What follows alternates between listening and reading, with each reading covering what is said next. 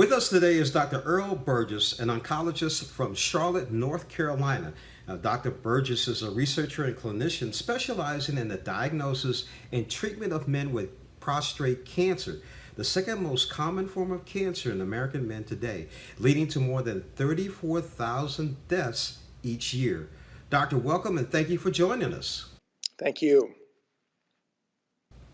Now, September is Prostate Cancer Awareness Month. Can you please tell us why it's important to recognize this month?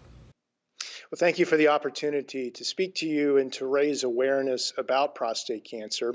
This is currently the second most common cancer in men in the United States, behind skin cancer. There are almost 250,000 men diagnosed with prostate cancer each year, and over 34,000 men die from prostate cancer in the United States alone each year.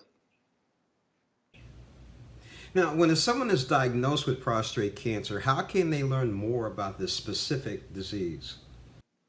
Well, there are two key tests or tools that doctors use in people who are diagnosed with prostate cancer to determine the full extent of the cancer. One is a blood test called the PSA.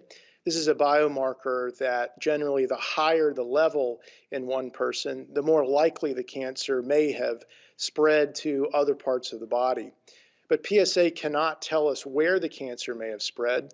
For that, we use imaging techniques or scans such as CAT scans, bone scans, MRI, and more recently in prostate cancer, PET scans. Now, how can you tell if your cancer has progressed? Well, it's through the use of these imaging tests, these scans, which are effectively pictures of the inside of the body. It's a really important question because in men who have prostate cancer that spread, it's very important to know if it has spread, as this influences not only their prognosis, but also treatment options.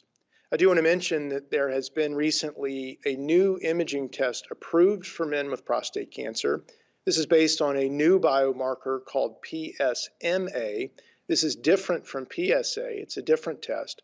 PSMA is a protein that exists on the surface of most prostate cancer cells, about 80%.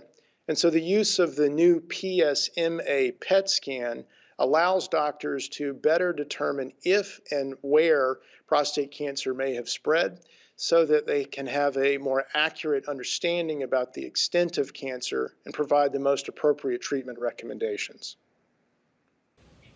Now, where can our viewers go for more about PSMA? PSMA is a new biomarker, and so there is not much information currently geared towards the public that's available, but there is a really nice website called learnaboutpsma.com. That's learnaboutpsma.com. So anyone who has interest in learning more about PSMA and how it's different from PSA, I would recommend visit that website. And for men who have prostate cancer and are wondering if a PSMA PET scan may be appropriate for them, I would encourage them to speak to their physician about this new test to determine if it's an appropriate option for them. Dr. Burgess, thank you again for joining us. With nearly 250,000 new cases of prostate cancer each year, this is something men should closely monitor as they age. Thank you. It's been my pleasure.